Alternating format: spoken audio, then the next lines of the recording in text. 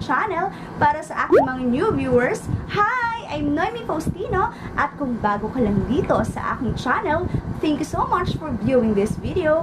Please join to my family by clicking that subscribe button. And also click the notification bell katabi ng subscribe para lagi kang manonotify tuwing may mga bagong video ako na i-upload. So, meron na naman tayong bagong video, and for this vlog, another usapang pregnancy na naman tayo. Sobrang na-miss ko to, grabe, yung kausapin kayo, dumaldal ng dumaldal sa harap ng camera, chumika ng chumika at mag-sit down video, mag-sit down vlog, and it's been a month. I'm not sure kung ilang months na yung last sit down video ko, pero I'm sure matagal na yon. And ayun, ako yung nagbabalik. Kung tatanungin niyo po ako kung bakit ang tagal kong nawala, dahil ang dami ko pong tinapos na mga collaboration brands, mga collaboration products nung anak ko, and yung mga collaboration brands and products ko din. And ayun, and finally malapit naman na matapos, kaya ayun, inuunti-unti ko na ulit mag sit down video. Talagang hindi ko na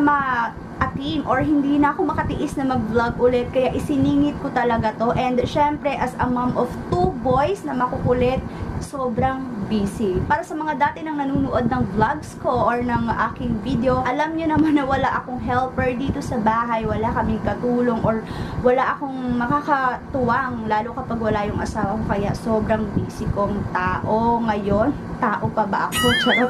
Pagligo nga at pag-ihi, hirap na hirap ako, diba? So, pag nandito lang yung asawa ko at saka ako nakakagalaw ng maayos. And yun ang mga ganap sa aking buhay ngayon. Ang dami kong gustong sabihin, ang dami kong gustong i-chika sa inyo sa kaganapan na nangyari sa akin kung bakit ang tagal kong nawala. So, ang topic nga po natin ngayon ay ito ay medyo madami or karamihang tanong sa comment section ng mga video ko, kung ano-ano daw ba yung mga senyales na hindi na pala okay si baby sa loob ng tiyan ni mami. So, kung interesado ka malaman or kung isa ka man dun sa nag-comment na yon, and if you wanna know more about this topic, just continue watching.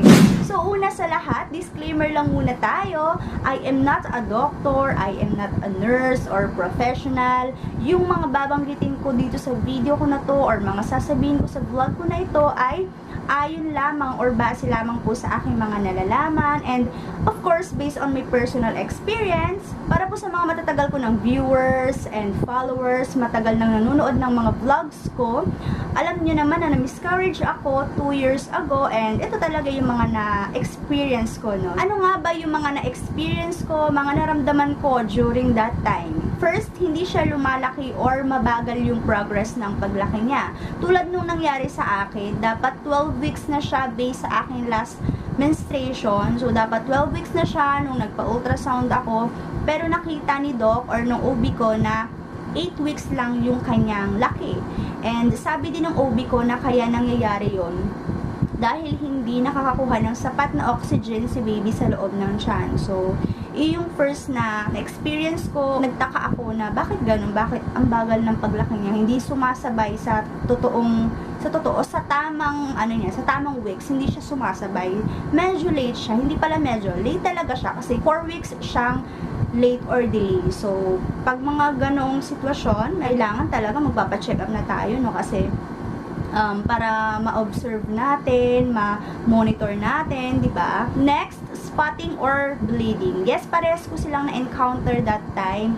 Una, nag-spot muna ako, mga ilang patak, 1 or 2 patak, hanggang sa bleed na talaga siya or bleeding.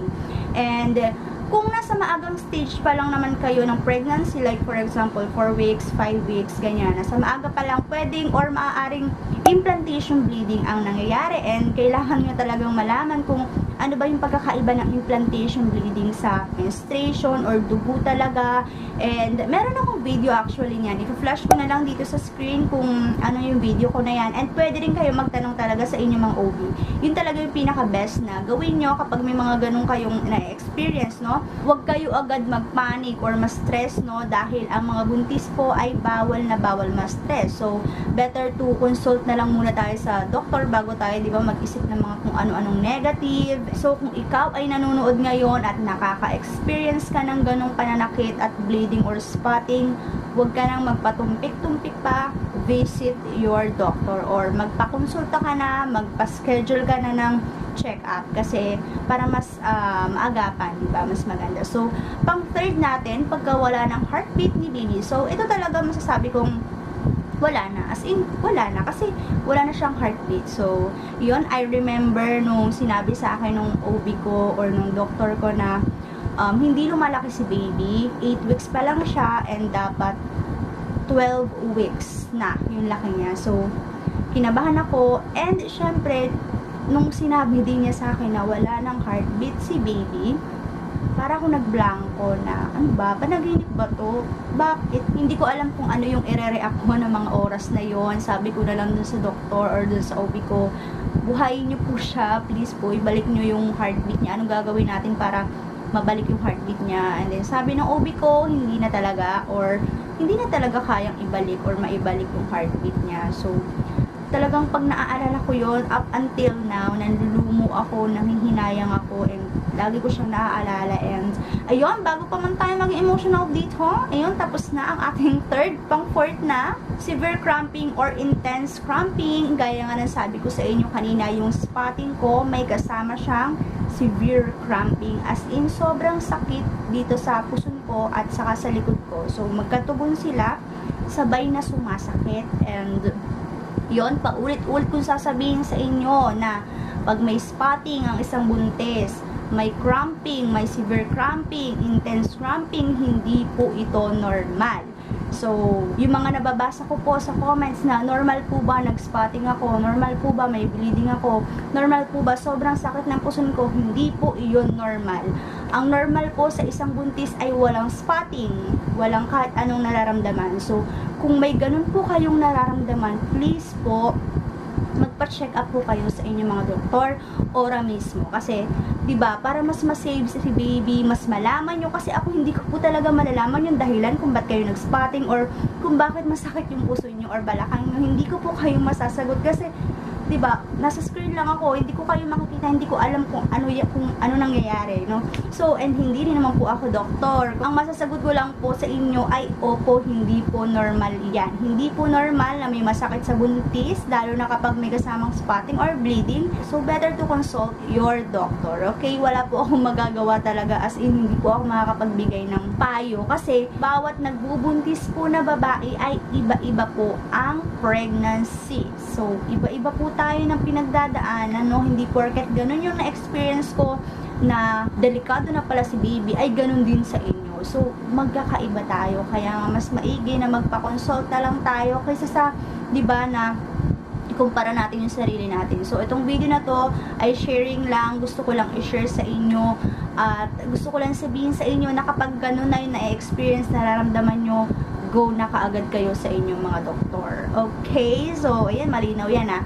Ang spotting, bleeding, cramping, intense cramping, or severe cramping, hindi po ito normal, no? So, magpa-check up na kayo agad-agad dahil hindi ko po talaga kayang sagutin yung mga ganyang klaseng katanungan dahil wala naman po ako sa loob ng inyong mga matres. So, okay? So, yun lang yung mga natatandaan ko na na-experience ko na early signs na hindi na pala okay si baby sa loob ng tiyan, na mawawala na pala siya sa akin. But mga mommies, okay? Gaya ng sabi ko sa inyo, don't panic, huwag kayong ma-stress, huwag kayong mag-panic, no? Hindi porket ganon ang nangyari sa akin, ay ganon na rin ang mangyayari sa inyo. Maaring same ng situation or same na nanganganib si baby sa loob ng tiyan. Pero, pwede rin naman na ma-save pa si baby, lalo kapag dinala na agad natin sa doktor, nagpa-check up na agad tayo, uminom na agad tayo ng pampakapit, di ba? Si Lord ang may gusto nun, and naka-move on naman na ako. Pero syempre kapag minsan naiisip ko or naaalala ko, nagiging emotional pa rin ako or nalulungkot. Pero sobrang thankful ako ngayon dahil binigyan ako ulit ng isang baby na si Baby Noah, di ba? Kita niyo naman si Baby Noah, sobrang cute niya, sobrang nakakatuwa siya, lambing niya.